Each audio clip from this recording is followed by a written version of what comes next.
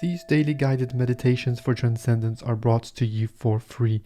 If you enjoy them and would like to support the channel, you can hop on www.buymeacoffee.com/Raph, R-A-P-H, and buy me a coffee or join one of our memberships to enjoy some exclusive perks such as private posts, videos, and podcasts.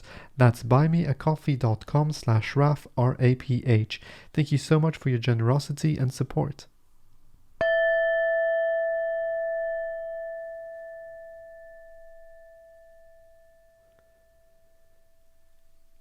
Hello dear meditators, welcome back to our meditation journey. Today is day 50 out of 100 days guided meditation for transcendence challenge. 50 days meaning that we've been halfway through already. Congratulations, that is really good. I hope you give yourself a pat on the back. I hope that you appreciate yourself and that you're grateful towards yourself for taking the time to better yourself, to meditate so that you can respond better to events, so that you can gain freedom, so that you can interact better, so that you can be more creative in the way you deal with events in your life, with adversity, so that you can love better, so that so many amazing things. It has radically changed my life. It's changed the lives of many of my students and many of the listeners here on YouTube, on the podcast, and more. I would like to celebrate you. I would like to celebrate the journey, the meditation challenge, by offering you a 50% discount on my upcoming course. It is an extensive course on meditation, on transcendence. It is titled Transcendence Meditation, a superpower for the mind, body, and soul. And if you're one of the first 100 members to sign up, you will get a free one-on-one session with myself on Zoom in privacy, in confidence. We can talk about meditation, about life, about philosophy. I can answer your question, give you support. Check it out in the description to the video below or in the show notes if you're listening to this on the podcast. But first, and without further ado, let's start on today's guided meditation, making sure you won't be disturbed during the entirety of the whole session, approximately 25 minutes, and take a few extra minutes at the end of the meditation.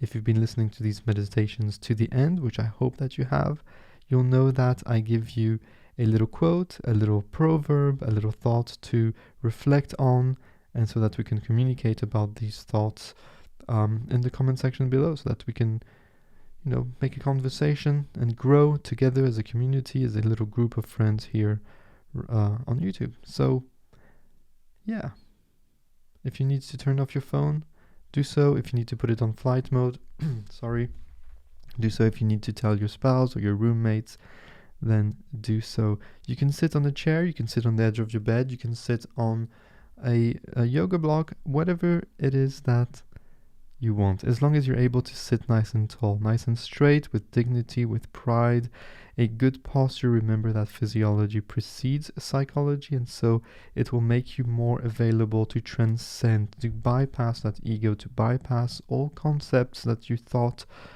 about until now, including the concepts of time and space, eliminating the past and the future, so that you're able to be fully present right here, right now, during the entirety of the meditation session. Start to settle in so that we can start our meditation. Before we start, we dedicate the session to someone.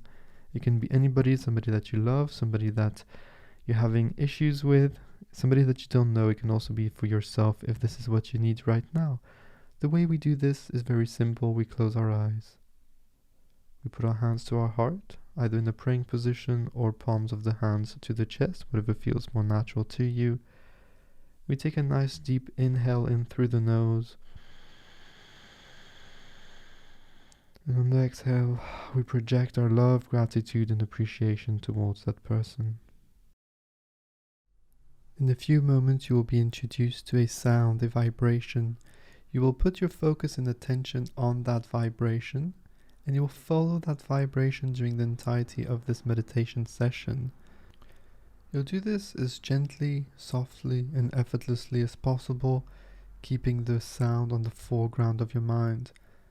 When thoughts come, don't engage your ego, don't engage your judgments. This is perfectly normal. It is perfectly natural. It is part of the process of meditation. So don't judge your meditation session. Don't judge yourself, your ability to meditate, and don't judge the thoughts. Don't try to categorize the thoughts, and certainly don't try to eliminate the thoughts. When you catch yourself thinking, go back to the sound as gently, as softly, as effortlessly as possible, putting the sound back on the center stage of your inner personal space. When the sound fades out, let it resonate in your own mind for a few extra moments, keeping it alive, reproducing it in your mind.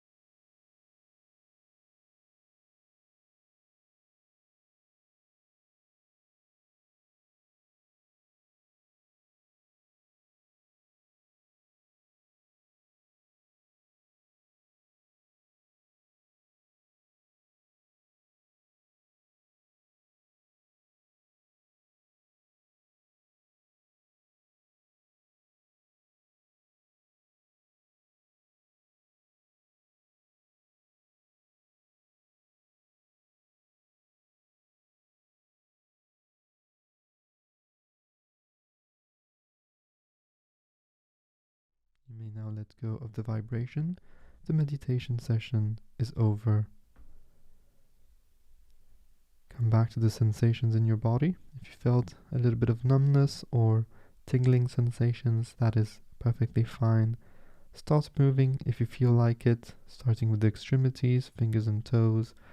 If you need to stretch, stretch. If you need to wiggle, wiggle. If you need to smile, smile. But only if it feels natural. Don't force anything. Take a nice deep breath, open your eyes, and stay there. I would like to share a quote with you today by Viktor Frankl, and I would like you to reflect on this quote right now, to contemplate on this concept, and later on tell me in the comment section below how this resonates with you so that we can start a conversation on this very, very important and powerful subject.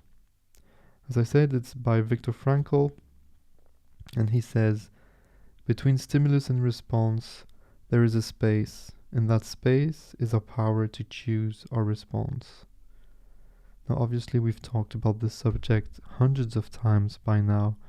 And as always, when different thought leaders, when different thinkers, when different philosophers throughout the ages and throughout cultures say practically the same thing, this is a red flag that this is something that is really, really, really important.